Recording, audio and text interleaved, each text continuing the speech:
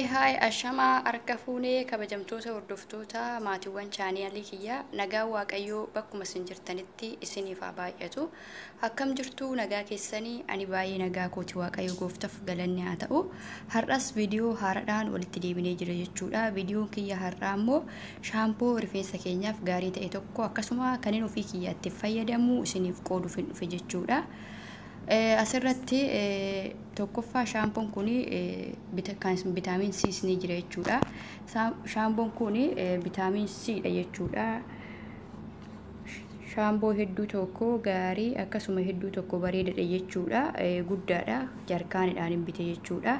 Yeroo baay'ee itti fayyadamaa ture, rifeensa kiyya baay'ee irraa faayidaa guddaa argadheetiin jira jechuudha shaampoo kana. Shaampoon kuni qaata kan bite itti gargaaramaa jira. Baay'ee jechuudha. Qodaansaa akkuma isin argaa jirtanii qodaansaa hedduu guddaadha. Vitaamin C dha jechuudha. Vitaamin C immoo rifeensa keenyaaf hedduu gargaara. Kanaafuu waan itti fayyadamaa tures akkasuma waan itti fayyadamaa jirus immoo isiniif qooduun qaba. Waan na fayyadu tokko jechuudha kabajamtoota hordoftoota kiyya. Shaampoon kunillee ni gaariidha jechuudha. Shaampoo kanas fayyadamaa tan jira jechuudha. Shaampoon kun rifeensa keenya akka waliin qabannee fi kan filamuu nu rakkisuuf baay'ee tokko nu gargaara jechuudha kabajamtoota hordoftoota keenya. Shaampoo kanas illee itti fayyadamaa jira jechuudha. Hedduu tokko na gargaare rifeensa koo akka waliin qabanne akkasuma yeroo rifeensi kiyya dibata garaagaraa dhabetti naa filamuu didutti hedduu tokko na gargaara jechuudha. Shaampoon kunis hedduu tokko baay'ee bareeda. Akkasuma shaampoon kun immoo warreen rifeensi keessan isin jalaa gaggabaabbate akkasuma dheerina rifeensaa hawwitanii rifeensi kootoo dheeraa naa ta'e jettanii warri hawwitan jechuudha. Shaampoo kana osoo fayyadamtanii gaariidha. Shaampoon kun zayituuna jechuudha. Akkuma asirratti argaa jirtan kun zayituuna, kun suuraa irraayyuu zayituuna jira. Shaampoo zayituunati jechuudha. Shaampoon zayituunaa immoo rifeensa keenya daran ni dheeressa jechuudha. Kanaafuu warri rifeensi kootoo naa dheeratee osoo jettanii hawwitanii gabaabumatti shaampoo kana bitaati. Osoo shaampoon biraa hin fayyadamin shaampoo kana bitaati itti fayyadamaa jechuudha. Shaampoo wal keessa buttanii itti fayyadamuu osoo hin taane warri rifeensi koo osoo naa dheeratee jettanii yaaddanii yaada qabdanii gabaabumatti shaampoo kana fayyadamaa jechuudha bitaati. Shaampoon kun hedduu rifeensa dheeressaa, hedduu tokko gaariidha. Anis itti gargaaramaa jira, akkasuma namoota baay'eetu itti gargaarama. Akkasumallee shaampoo kaan irraa gargar jechuudha. Shaampoon kun maaltu gargar godhe yoo jettanii gatiin isaatuyyuu baay'ee ol ka'aadha jechuudha. As nu biratti gatiin isaa birrii 45 jechuudha akka Itoophiyaa jechuudha. Shaampoon kun namoota hedduu itti gargaarama, hedduu tokko gaariidha jechuudha. Tokkicha yoo bitattaniyyuu rifeensa keessanii fi ji'a 2-3 fayyadamtu jechuudha. Akkasuma arafaallee ni qaba.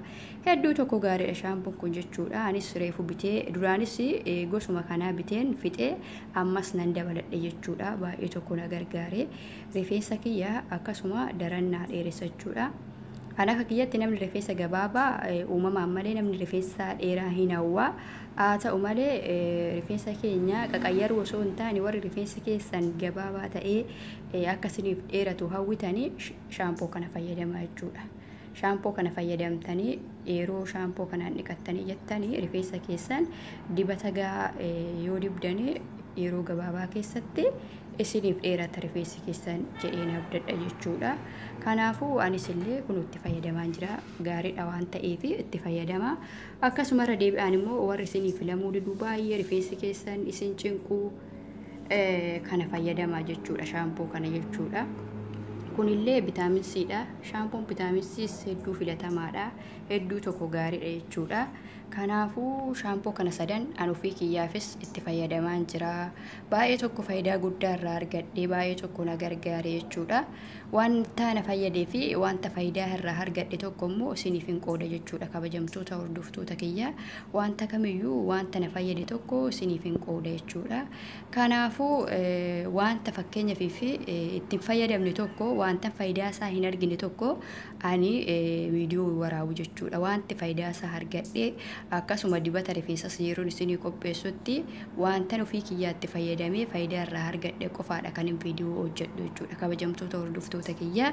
Kanaafuu shaampoo kanas bitattanii akka itti gargaaramtan abdiin qaban isiniin jedha. Akkasuma gaafii yoo qabaattan koomentii jalatti na gaafachuu dandeessu. Kabajamtoota hordoftoota kiyya yaada naaf qabdanis na qooduu dandeessu. Kabajamtoota hordoftoota kiyya viidiyoo kiyya immoo na laaltan like subscribe gochuu hin dagatina.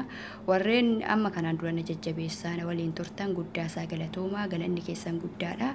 Warreen YouTube chaanaalii kiyyaaf immoo aaraa taatanii YouTube chaanaalii kiyya subscribe gochuudhaan maatii kiyyatti dabalamaan isiniin jedha. Kabajamtoota hordoftoota kiyya viidiyoon kiyya har'aa kanumaadha. Waan dhaggeeffattaniif guddaa galatoomaa. Baay'een isin kabaja, baay'een isin jaaladha. Amma viidiyoo biraatiin walitti deebinutti Waaqayyoon isin waliin haa ta'u. Bye bye.